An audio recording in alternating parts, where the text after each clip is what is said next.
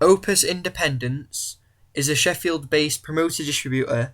They're a non-profit organisation and specialise in publishing arts, culture, politics on a monthly basis.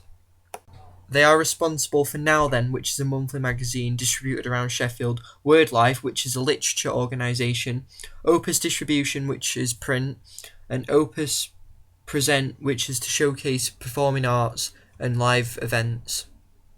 Now Then is a free monthly magazine available around Sheffield. It features independent art, music and trade. It is purely funded by advertisements as it is independently run.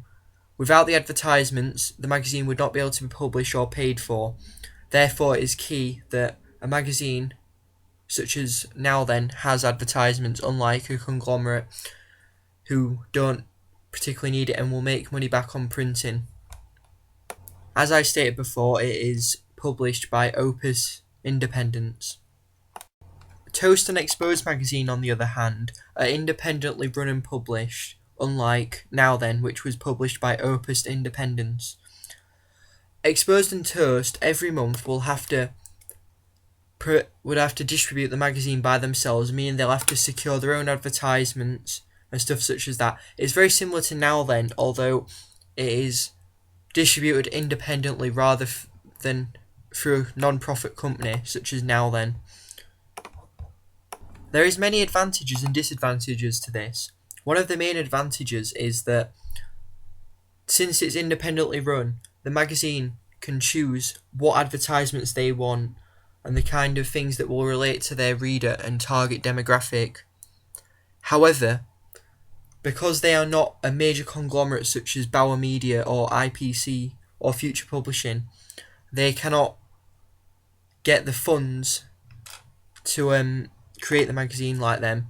So, for example, Bauer owns Kerrang magazine, which is a weekly rock and metal magazine.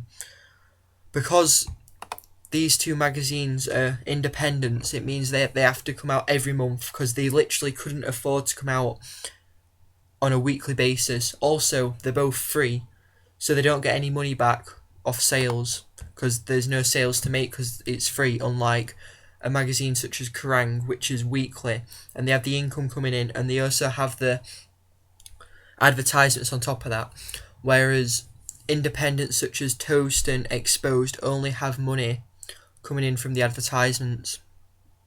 Another advantage of running and independently producing and distributing your own magazine is that you can solely pick what you want to be in that magazine, unlike a magazine which is produced by Bauer.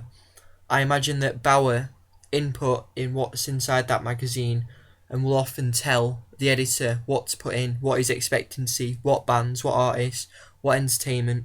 But on the other hand, a magazine such as Toast, they can all sit down and they can decide what they want to put in, the artists they want, the venues they want, the advertisements they want, the people they want to interview, the people they want to work for them. It's all a neat and tidy sort of thing where they can all come together and decide just what they want. They don't really have any bosses because they work for themselves. They can put it out when they want. They can decide when they want gigs to be reviewed, when they want this to be done, when they want that to be done. But as stated earlier, one of the major problems is funding for the magazine. These independents will never be able to have the budget which large conglomerates have. So at the end of the day, it's a personal matter of opinion. You can weigh up the pros and the cons, but still, it's good enough that they can bring out a magazine every month filled with stuff that they like and they want to do, and include the articles, the interviews, the reviews which they want, and plus they work for themselves and they can independently distribute it whenever and wherever they want.